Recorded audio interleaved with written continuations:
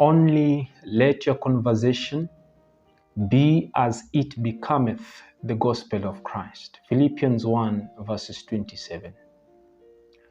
The word conversation does not merely mean our talk and converse with one another, but it means the whole course of our life and behavior in the world. Only let your conversation be as it becometh the gospel of Christ. When you check the Greek word of this conversation, it normally signifies the actions and the privileges of citizenship.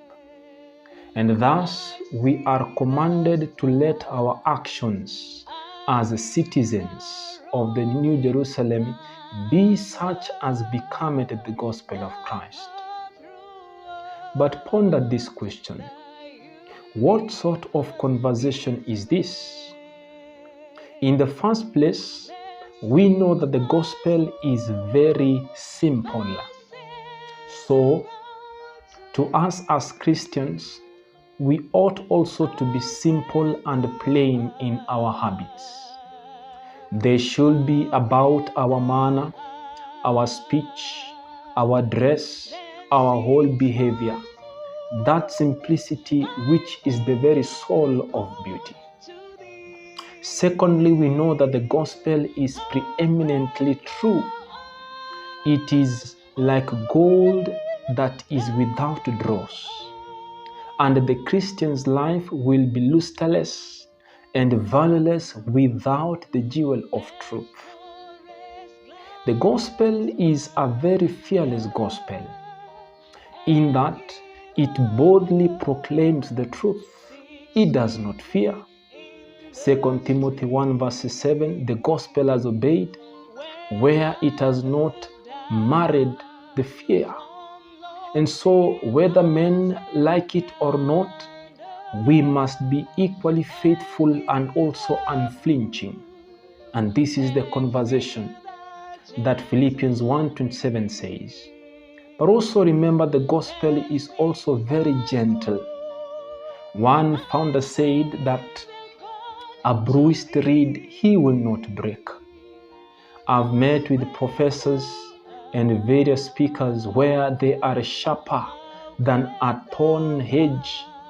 Such men are not like Jesus. Let us seek to win others by the gentleness of our words, of our behavior, and our acts. But I know also that the gospel is very loving, in that it is the message of the God of love to a lost and fallen race. We see Christ's last command to his disciples was in John chapter 13, 34 and 35. Love one another as I have loved thee.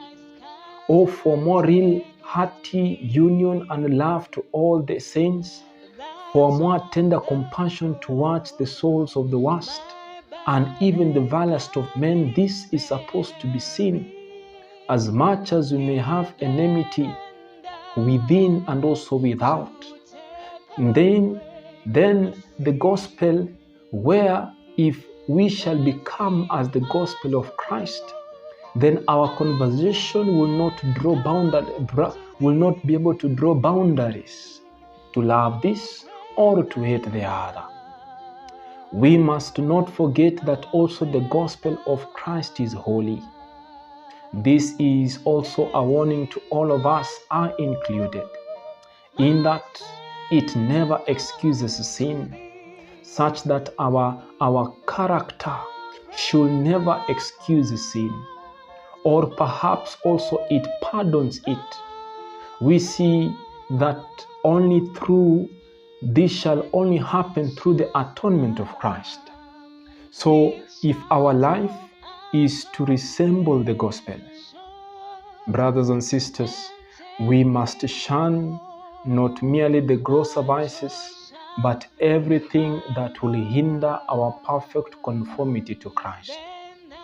And for this sake, for our own sake, and for the sakes of others, we must strive day and day by day to let our conversation be more in accordance with the gospel of God. And so the gospel is very simple. The gospel is preeminently true. The gospel is a very fearless gospel. The gospel is very gentle. The gospel is loving, and also the gospel of Christ is holy. And so, are you simple?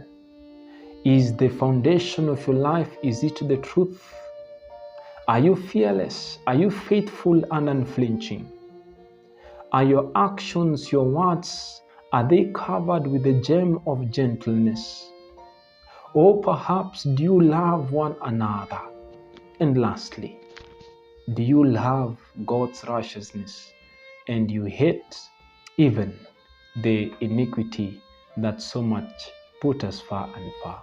And so Philippians 1:27 says, indeed it says that only let your manner of life be worthy of the gospel of Christ, so that whether I come and see you or am absent, I may hear of you that you are standing firm in one spirit, with one mind, striving side by side for the faith of the gospel.